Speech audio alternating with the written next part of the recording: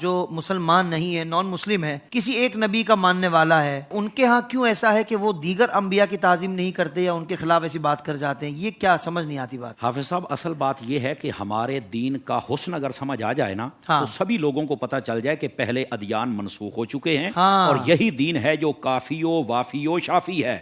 جو کامل بھی ہے، اکمل بھی ہے، مکمل بھی ہے، افضل بھی ہے، اعلیٰ بھی ہے، واہ واہ واہ، جس کے اندر ہر چیز کی رعایت ہر اعتبار سے بیان کر دی گئی ہے۔ ہاں، اب اس سے بڑا پیارا ہمارے دین کا حسن کیا ہو سکتا ہے؟ کلمہ اپنے نبی کا پڑھنا ہے، دین اور شریعت اپنے نبی کی ہے جس پر عمل کرنا ہے، لیکن ہمیں حکم ہے خبردار پہلے نبیوں کی توہین نہیں کرنی، ایمان رکھنا ہے ان پر، خبردار پہلے نبیوں کی وحی پر ایمان رکھنا ہے، اگرچہ لوگوں نے تحریف کر دی ہے، قرآن اس پر گواہ ہے، لیکن ہمیں کہا تحریف والی کتاب آپ کے سامنے آ جائے تو آپ بے شک سائڈ پہ کر دیں، لیکن آپ محتاط جملے یہ بولے جو اللہ نے ان پر نازل کیا تھا ہم اس پر ایمان رکھتے ہیں۔ کیا کہنے، واہ واہ، ہمارے دین کا حسن ہے۔ اگر یہ پوری دنیا کو سمجھ آ جائے تو پوری دنیا سے یہ فتنے ختم ہو سکتے ہیں۔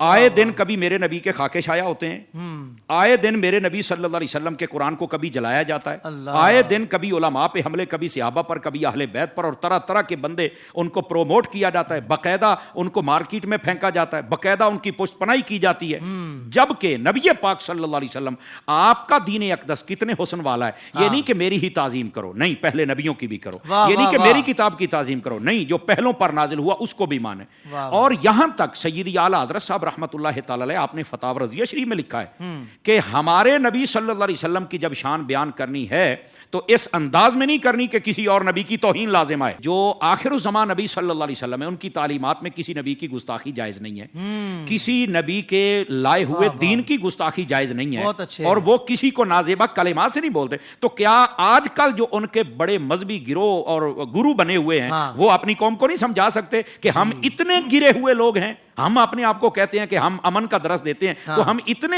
گرے ہوئے لوگ ہیں کہ ہم آخر الزمان نبی جن کے پیچھے کھڑے ہو کر ہمارے نبی نماز پڑھی ہوئی ہے تو ہم ان کی توہین کریں گے؟ کیا وہ روک نہیں سکتے ہیں؟ وہ روک سکتے ہیں، لیکن حسد ہے نا، حسد، یہ حسد کی وجہ سے ہی ان لوگوں نے نبی پاک علیہ السلام کو نہیں مانا تھا، اور حسد ان کی نسلوں میں چل رہا ہے۔ تو آپ نے جو سوال اٹھایا یہ تو بڑا بنیادی سوال ہے۔ ہمارے پیارے نبی صلی اللہ علیہ وسلم کے دین میں کسی بھی نبی کی توہین کر ہی نہیں سکتے، بلکہ کلام اس انداز میں کرنا پڑے گا کہ سب نبی شانوں والے ہیں، لیکن سب سے بڑی شان میرے محمد مصطفیٰ صلی اللہ علیہ وسلم۔ واہ واہ واہ، سبحان اللہ۔ سوشل میڈیا پر اسلام کی صحیح تعلیمات جاننے کے لیے ابھی حافظ سائر قادری کا نیا YouTube channel Islamic digital studio subscribe کر لیں، اور ہاں، نوٹیفیکیشن بیل آئیکن کو بھی پریس کر لیں تاکہ ہماری نئی ویڈیوز آپ تک بر وقت پہنچ سکے۔